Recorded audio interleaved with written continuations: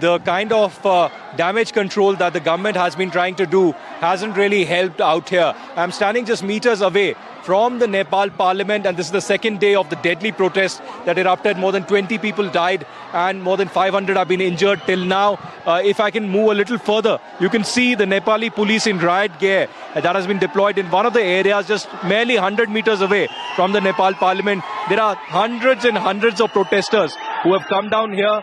You can see the visuals. They are holding placards. They want KP Sharma Oli, the Prime Minister, to resign. They're saying that the resignation of the Home Minister is not going to help at this stage. Very, very angry, people, visuals coming in on the screen of the riot gear police getting up. In fact, if I can pan and show you, more deployments are taking place now. These are live visuals coming on your screens of the Nepal police and the riot gear police here in Kathmandu being deployed here in one of the corner areas. This clearly signifies, what the situation really is on this second day. If I can ask Prem to pan and show you, this is the boundary wall of the Nepal parliament. Just meters ahead is the main entrance of the Nepal parliament that was breached yesterday. In fact, the protesters are now demanding that the corruption, the alleged corruption that KP Sharma Oli has been embroiled in, and that's why there should be a resignation and nothing less than that. Thousands of youth have converged here outside the Nepal parliament yet again for the second straight day. You can see a charged up crowd demanding justice, saying that merely lip service of a committee being created to investigate the killing of nearly 20 youth, including a 12-year-old, and then more than 500 injured, is not going to suffice at this stage. There needs to be accountability and transparency at the very highest level. It does seem that KP Sharma Oli is completely embroiled right now in this massive controversy, and it's not merely left to the social media ban. Apart from that, I can tell you that two senior ministers, including the Home Minister and the Agriculture Minister of Nepal, have resigned, and that too hasn't really calmed the tempers. Here on ground in Kathmandu, it does seem that this is going to be a second straight day of violence, of clashes here outside the Nepal parliament, even though the government here in Nepal is trying to see and weigh in their options. Right. As we are seeing these visuals behind you, Aditya, the situation remains quite tense. Now the demand of these protesters is the resignation of the Prime Minister, who at least projects himself as a strong man as far as the politics of Nepal is concerned. Has there been any other statement from the Prime Minister himself? And also, Aditya, because you've covered these protests in other neighboring countries as well, it's somewhere similar to what suddenly happened in Bangladesh against Sheikh Hasina, with students coming out, and then we know what happened in Bangladesh. Well, that's right, Ankit. What happened in Bangladesh last year, or before that in Sri Lanka, when you actually get a glimpse of what's happening right now outside the Nepalese parliament here in Kathmandu. There are thousands of people charged up. This is a leaderless movement. Imagine, these are youth who are upset with the social media ban, who are upset with the corruption, who are upset with no accountability and transparency, and that's why they've come out on the streets. I've been speaking to several of these youth at the parliament and at several hospitals who say there is no leader as such. Your question on Prime Minister KP Sharma Oli, he came out with a statement earlier this morning saying that he was hurt and upset with the killings that have happened, and that's why he has come out with a committee that will investigate this further. But I also interviewed Nepal's Information Minister Prithvi Gurung just a few minutes ago, who confirmed that KP Sharma Oli, the Prime Minister, is not going to resign, and in fact he appealed to the students to come to the dialogue table. The Prime Minister was ready to meet him and to take this conversation forward. He also said that there were some political forces here in Nepal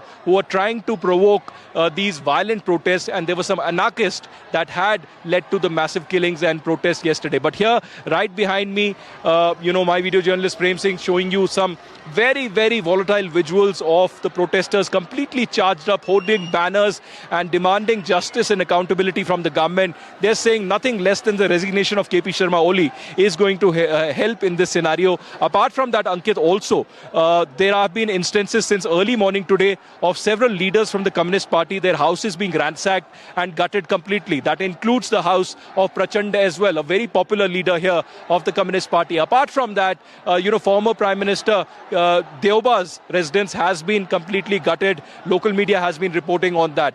So we'll have to wait and watch how things unfold. This is the second day of massive protests. And here, right behind me, it does seem that the situation is not going to calm down anytime soon unless the Prime Minister decides to do what could be in a few days inevitable.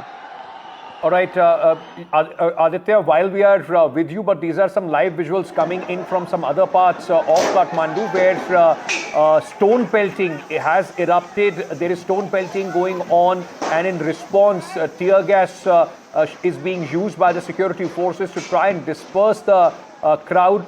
Like Aditya was saying, this is in fact a very difficult situation to manage for any government, where thousands of young people come out onto the streets and start protesting. I can see in these visuals a young girl being impacted by that tear gas. I've covered many of these visuals. It gets very, very difficult to breathe when tear gas shelling takes place, and the police, in fact, also using force there.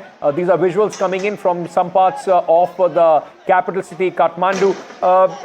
Aditya, it becomes a very difficult situation when you don't have a leader to speak to try and convince them to, in fact, normalize the situation, to ease the tensions. At this moment where you are standing, tension is building up. In other parts, there is stone pelting and also arson going on. Is there also a sense, at least from the government side, that possibly there have been people, those who want the return of the monarchy in Nepal, supporting this kind of a movement? Because we've been seeing some statements by Nepalese politicians who are trying to blame it on those who are supporters as well. Well, that's right, Ankit. Tension is simmering in the capital city of Kathmandu. I really haven't seen in my visits to Nepal the amount of security forces or the paramilitary and the police and the army that have been deployed in Kathmandu. There are visuals of violence and arson from different parts of the city, and these are some very extraordinary, volatile visuals coming on your screens of the kind of situation that's developing here on NDTV exclusively. I'm actually going to another location very close to the main gate of the Nepal Parliament, where there's a huge, thick black smoke rising. There's been arson, there's been rioting in that area. We'll try to go a little closer, where thousands of people have converged, and perhaps in the next couple of hours they might be marching towards the parliament and try to enter the parliament. You saw the gory visuals that came in yesterday, where clearly there is no leader of this particular movement, but there are, people voluntarily coming out in thousands demanding accountability from the KP Sharma Oli government. When I interviewed the Information Minister of Nepal this morning, he told me that the Prime Minister was ready to meet the leaders, but there's no leader of this movement. In fact, now I've reached the main chowk of our colleague Aditya while he reaches that spot and gets us the ringside view of what's happening in Nepal. Nepal police and the paramilitary, the APF, that's in full force. You can also see a little behind, if Prem Singh can pan and show you visuals of this thick black plume of smoke on your screens, where clearly there's been rioting. Few public transport or some public things have been gutted, and that's what the situation is right now. Clashes have been reported in some areas, but there is barricading also. We'll try to move a little further ahead to get you a glimpse of what's happening here right outside the Nepal Parliament. The people here are protesting. They're angry, they're upset, and they're trying to burn things out. They're demanding justice. You can see there's been stone pelting also in this particular area. They're chanting slogans against KP Sharma Oli, and they're saying certainly they will not budge unless there is resignation from KP Sharma Oli. You can see tires that have been burnt in this particular area, and they are demanding justice. Let me try and speak to some of these people. क्या मांगे आप लोगों की? Yeah, what are you saying? What is your demand? We are demanding for corruption, not to do corruption, for legal, everything have to be legal in our country. We don't have to do anything else. We have to just have freedom, justice for the people, not corruption, we have to be free. So I understand just like that.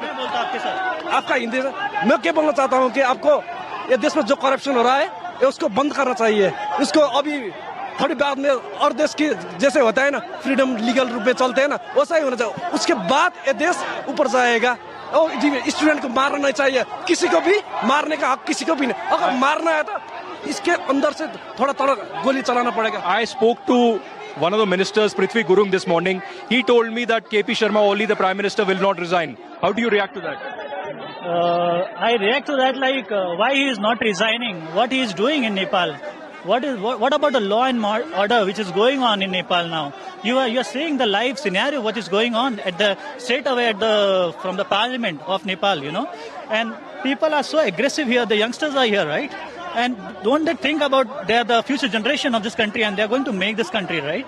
And why they are doing this? They don't have to see the youngsters what they are asking for. They are just taking our fundamental rights. All right. Fundamental speech. All right. How can a minister can restrict social media here and just saying that they are not registered with the internet laws of government? This is not right. All right, this is not right. These are the latest very angry opinion coming from the youth of Nepal saying that the social media was banned. That led to not just a cry. Small business owners and influencers, but daily life got impacted for people. And this was a draconian measure by the Prime Minister KP Sharma Oli. And apart from that, the corruption charges that have been leveled against him. If Prem can pan and show you, these are the, anti-riot gear, police of the Nepal police that has been deployed here all across the, the parliament complex, across the neighboring area. And if we can move a little further, there's been massive stone pelting in this area. There are tires that have been burning and hundreds and hundreds of protesters who have converged here who say that this violent protest will continue. The youth are rising here in Nepal for a regime change and perhaps want a transparent and a government that is for the people and not an elitist government that actually remains in their elite towers and palaces and in fact does not bring any transparency. So the protest here only continues. We are continuously bringing you live visuals from this protest area. This is the main area just meters away from the Nepal Parliament. Prem is showing you that exact complex next to the barricade is the Nepal Parliament where in fact the army has been deployed. In fact, more forces and ambulances you can see that are coming in this area, even as the APF, the anti-riot gear police has been stationed here. Every passing minute, the amount of people that are coming here to protest is only increasing. So very, very, dramatic visuals coming on your screens of the deployment of the APF, but also people who are demanding justice, who are demanding action, who are saying that there needs to be accountability at the highest level. There has been joblessness, there has been, complete economic downturn, and the responsibility is with the Prime Minister of the country. It also seems, while you were speaking to those protesters, it also seems years of frustration building up with the political instability in Nepal. These are some live visuals coming in from clashes which are taking place between the protesters and the security forces in some parts of Kathmandu, the capital, where my colleague Aditya Rajkol is on the ground reporting from. Take a look at these as tear gas shells are being lobbed, tires being burnt on the other hand as well. Aditya, very quickly, let me ask you this. Is this entire protest, just be careful where you are standing, Aditya, be at a safe distance because it's a very volatile situation there as well. Let me also very quickly ask you, is this concentrated in Kathmandu? Is it spreading to other cities as well? Well, yes, certainly. The focus could be on Kathmandu because this is the capital city, because the parliament is here. But this is spread all across from Pokhara to Birganj to other places where people are protesting. The youth are protesting. You can see tires are being burned, and through tires being burned, the entire area is being blockaded in many ways. The protesters are trying to show that the protest is not over. The resignation of the Home Minister is not enough. There need to be many measures taken by the government for accountability and for transparency. You can see this massive burning of the tires that is taking place, massive barricading that has been done by the protesters out here. Situation very grim, very volatile.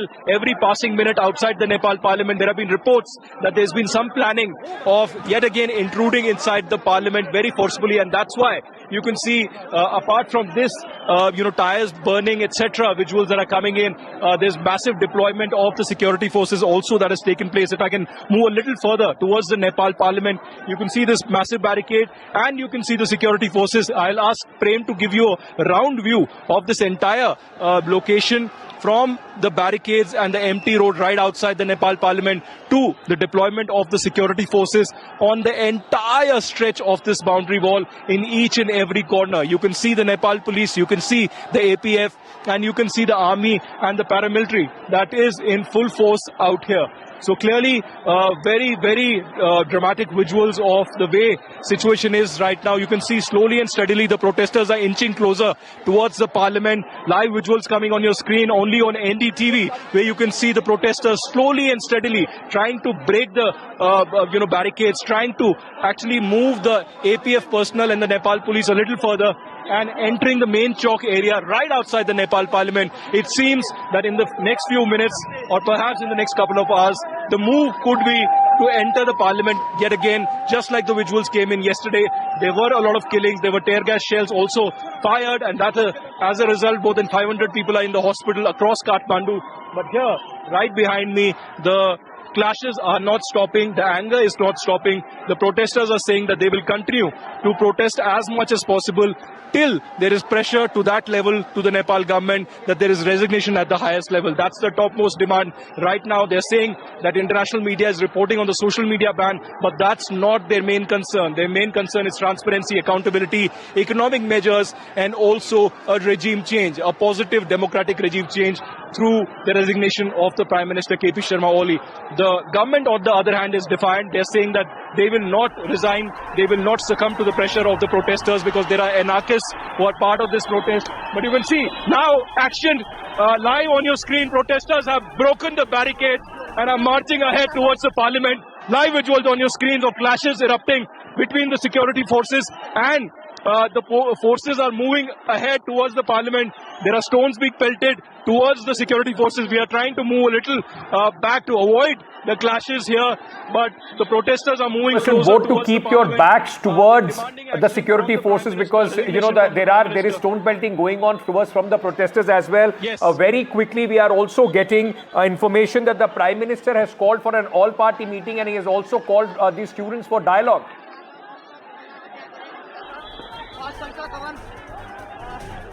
That's right.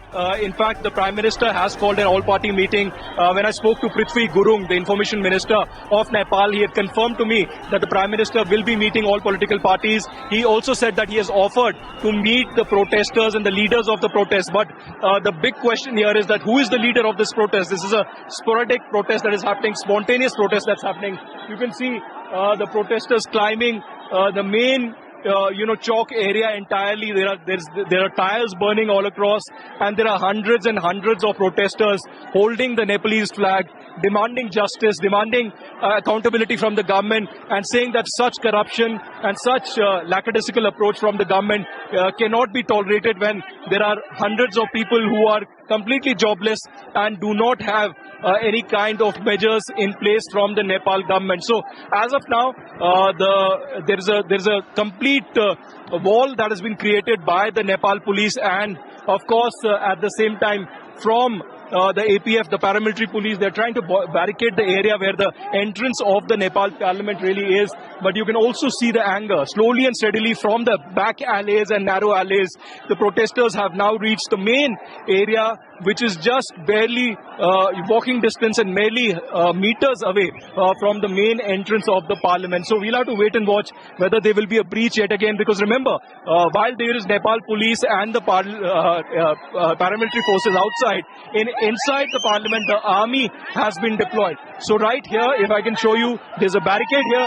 There is the paramilitary personnel that have been deployed here. But right there, if I can ask Prem to move with me, here. I will actually take you to a location where we can possibly see the parliament, and just to give viewers a glimpse of what's happening in this entire location. You can see this is the entrance that I'm walking towards.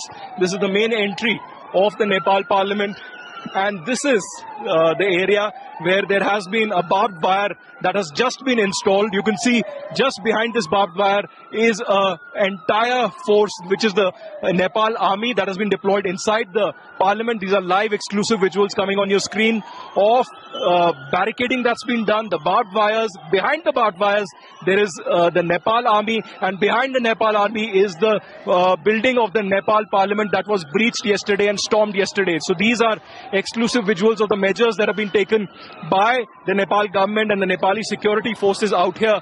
But here you can see they have breached yet again. The protesters have breached the barricades. They are storming inside towards the main gate of the parliament. You can see slowly and steadily they are running and walking towards the main gate of the parliament. A lot of noise here, a lot of chant, a lot of slogans against the government. The barricades being broken here. You can see the way the police is not trying to stop them. The police is not trying to clash in such manner. We heard Prithvi Gurung in an interview to NDTV also earlier clarify that there will be no force used against the protesters. You can see the force also now running with the people towards the main gate of this particular area. So it seems that the clashes are imminent between the protesters and the Nepal police and the paramilitary force that has been deployed. People are breaking the barricades and running towards the main gate of the parliament, which is just about 40 or 50 steps from where I am standing right now. There is heavy measures that have been taken. There are three levels of security that have been deployed at the Nepal parliament. One is, of course, the Nepal police, second, the paramilitary, and third is the Nepal army, which is inside the premises of the Nepal parliament. So very dramatic visuals, not just from Kathmandu, but from all across Nepal, where we can see, visuals of some. Now tear gas has been fired at the protesters.